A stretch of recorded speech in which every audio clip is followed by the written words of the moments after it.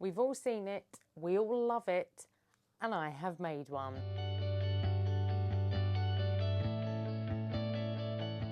This is the Aspen Dress from Fabric Godmother, their newest dress release, and it is the perfect everyday wear dress. We're in winter, but it's quite mild where I am. It's not hugely cold, a bit chilly, but you could kind of get away with this dress if you were to layer it and put some other things with it. Or as it kind of gets warmer, it's going to be great on its own with just, you know, a pair of sandals. It's going to be so good. I definitely wear it with trainers as well, actually. I think I will, but I might need to look at getting a pair of trainers that are going to sit with that colour palette nicely. But anyway, I digress. Let's talk about the dress a bit more itself. So there's a couple of options of what you can make with the dress. I chose the short sleeve option with the frill pockets for this one.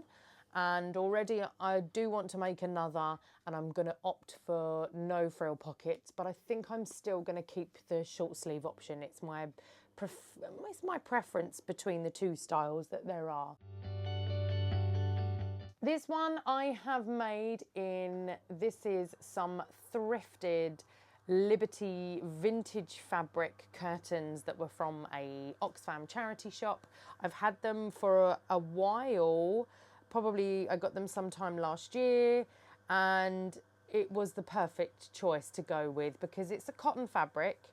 It's not really heavy, but it's not really lightweight, so it's perfect medium sort of weight. I knew it would sew up absolutely perfectly because you don't want to go too heavyweight, especially when looking at adding like a collar and stuff into it. Otherwise it's too thick with the layers and bulky. So it's come out fabulous for exactly what I wanted. The only thing with this particular option are these, the frills on the pockets for this are a little bit stand out because they kind of remind me of that dinosaur that's got like the things that come out. With the zip, I didn't do a closed zip, so it does state in the pattern about having a closed end zip. I didn't have that, and also my zip was longer, so all I did was just sew over the zip, and I've actually got a funny little a zip tail underneath, but it makes no difference. You can't see it, I can't feel it, I'm not bothered that it's there.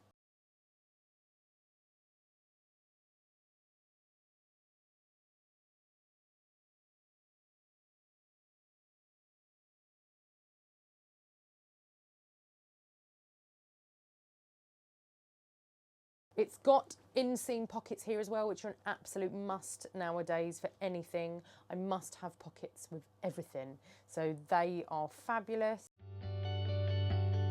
The thing that will be the trickiest, especially if you've never done one, is the collar construction, because it's got the strange shape, well, sort of like a rugby ball shaped like collar stand. And I reread the instructions quite a few times to make sure that I was getting it okay. There wasn't too many sort of pictures or instructions about doing the collar stand. So that is the only thing I'll say to really, really take your time with. Like a mirror of itself with the top, the bottom, and then the two stands are attached and it's like open, and then one side sewn on and then you sort of sew the other side in, if that makes sense to you. But just take your time. It feels like when it comes to doing the under collar that joins the bodice, when it comes to doing that, you will think that it doesn't fit. You will think that it is cut really wrong and there's so much extra to try and ease into the neckline.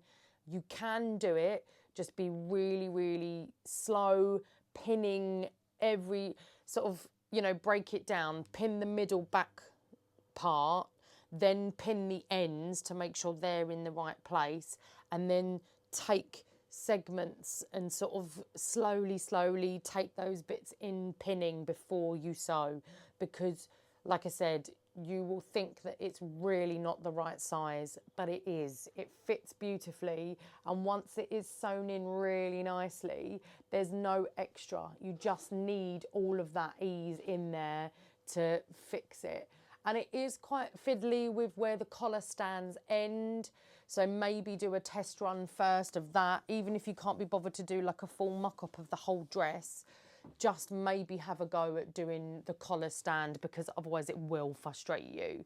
But it comes out amazing, and it is really worthwhile and beautiful. If you've never done one, do attempt it. I've done worse collars that are trickier to do.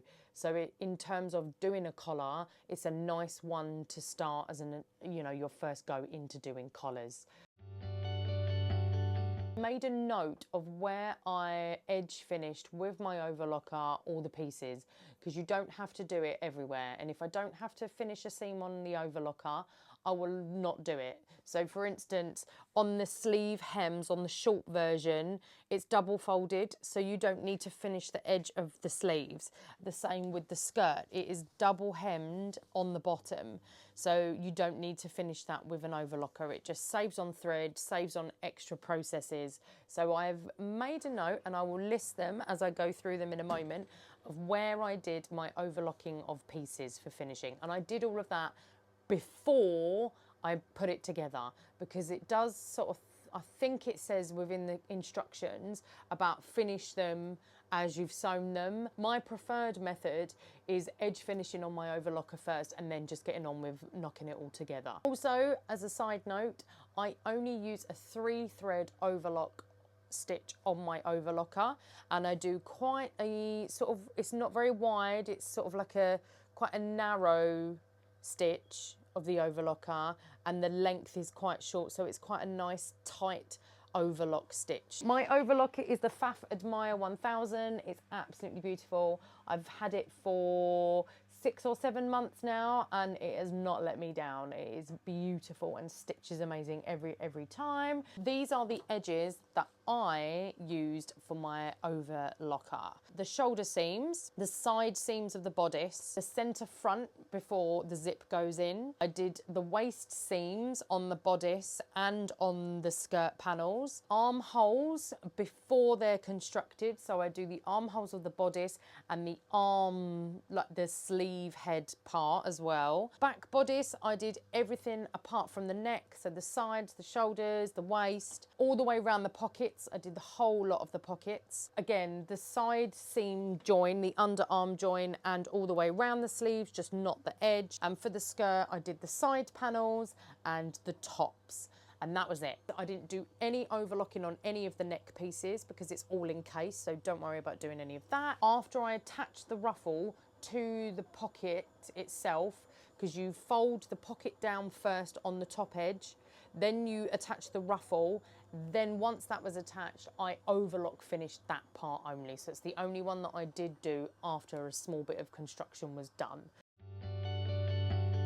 Ah, yes, the fitting. Fitting with this was a dream. As an independent pattern maker, not one of like the big commercial ones, having the addition of the D-cup bodice option was beautiful. I knew that I didn't need to then make any adjustments. I knew that I could just go flat out for the size 14 with the D-cup adjustment, because I just always need the extra room for my chest and bust area. The rest I knew would be absolutely fine. I'm also intrigued because the D-cup bodice then has the addition of the side darts. It doesn't if you do the B-cup version. So what I want to do as a comparison is I want to make a 16, so I want to go up a dress size but take off the bust adjustment so that it doesn't have the darts, and see how that fits, because I think it will be a more boxy fit.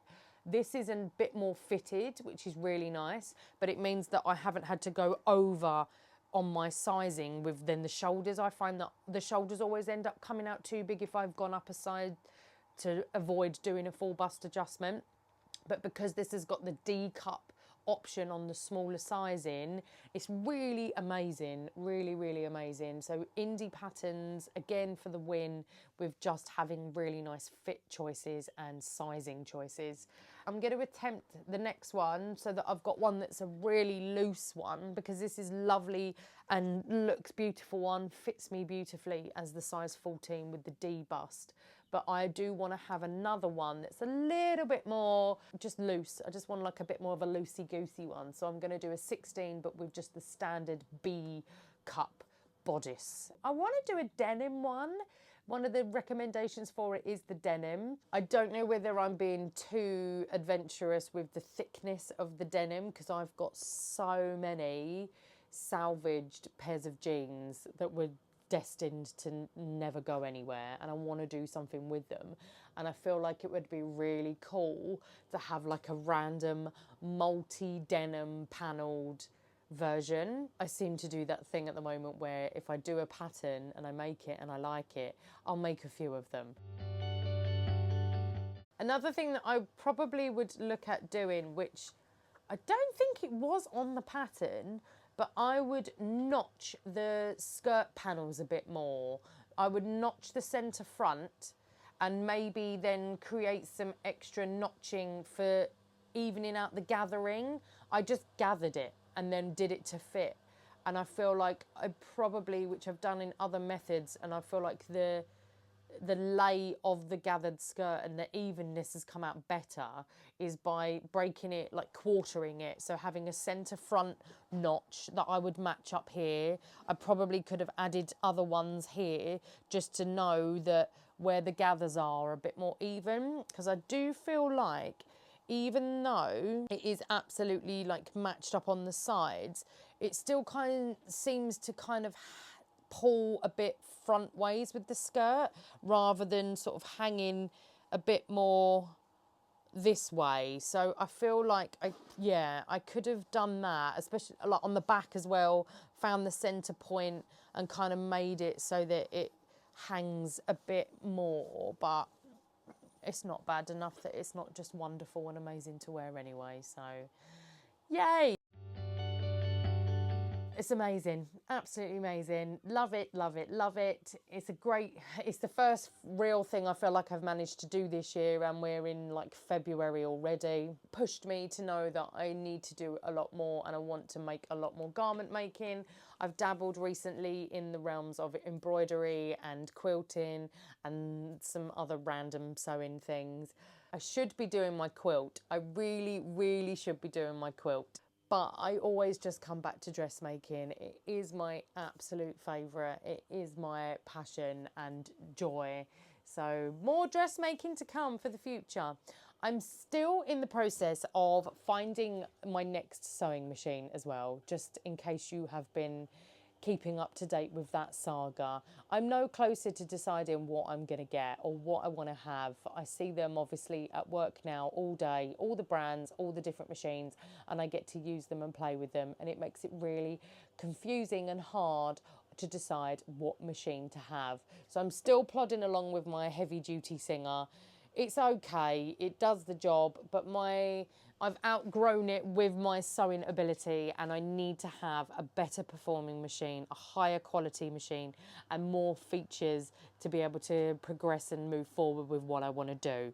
So maybe we might get to that by the end of this year, possibly, who knows, but it's an ongoing saga. I'll randomly, I'm sure, bring another machine home to have a test go of and test out and see how I feel about it, and I'll obviously film it and join you in with that as well. But yay, thank you for watching. I will see you all soon. If you have any questions in the meantime about sewing machines, or you're having any problems with sewing machines, don't forget you can message me through my Instagram at any time or through YouTube, and I will always do my best to try and help you out with any sewing machine issues that you have.